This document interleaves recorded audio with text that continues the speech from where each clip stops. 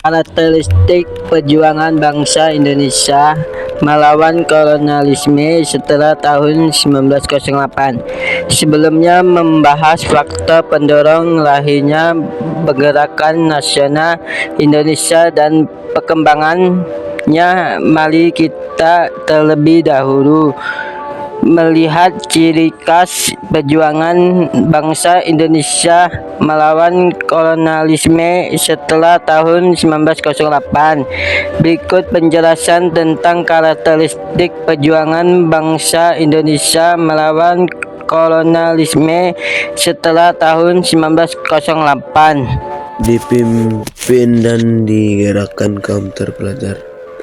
Setelah tahun 1908, perjuangan melawan kolonialisme dimotori kaum terpelajar melalui organisasi-organisasi pergerakan.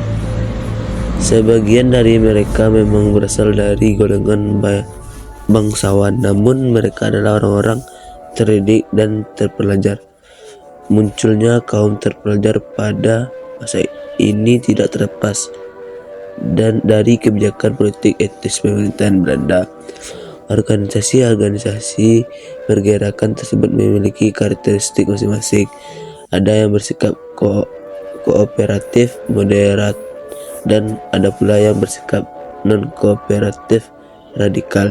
Dua, bersifat nasional. Setelah tahun 1908, hampir seluruh wilayah Nusantara menjadi satu kesatuan dalam politik, hukum, pemerintah, dan berada di bawah kekuasaan kolonial Belanda. Hal ini memang merupakan cita-cita besar Belanda melalui Portlandianya.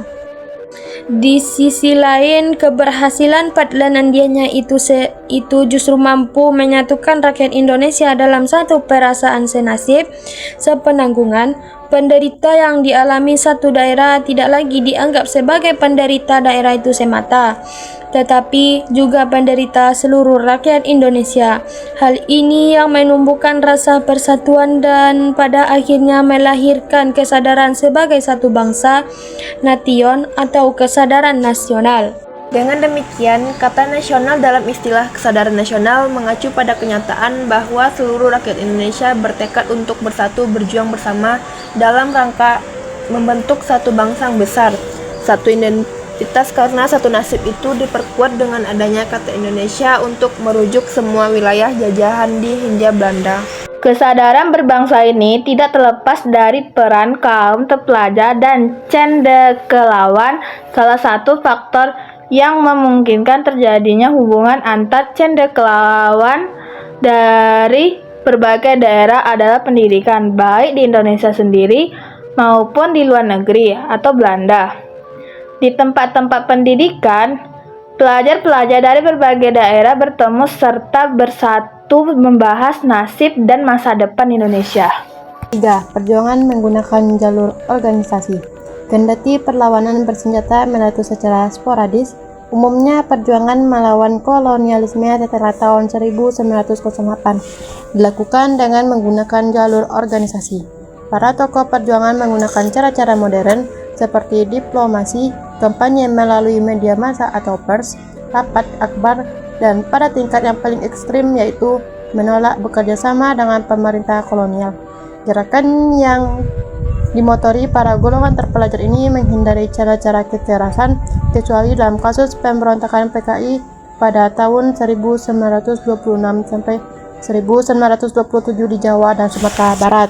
Penggunaan jalur organisasi dilatar belakangi kesadaran bahwa bangsa Indonesia belum mampu menandingi kekuatan keuangan, persenjataan, serta organisasi politik dan militer Belanda. Penggunaan media massa untuk menyuarakan aspirasi dianggap sebagai bagian dari upaya persuasif dan diplomasi. Pada masa ini, kaum terpelajar Indonesia memprakarsai terbitnya banyak media massa seperti koran dan majalah. Melalui media-media massa itu, para aktivis organisasi pergerakan melakukan kritik serta agitasi menentang berbagai kebijakan pemerintah kolonial Belanda.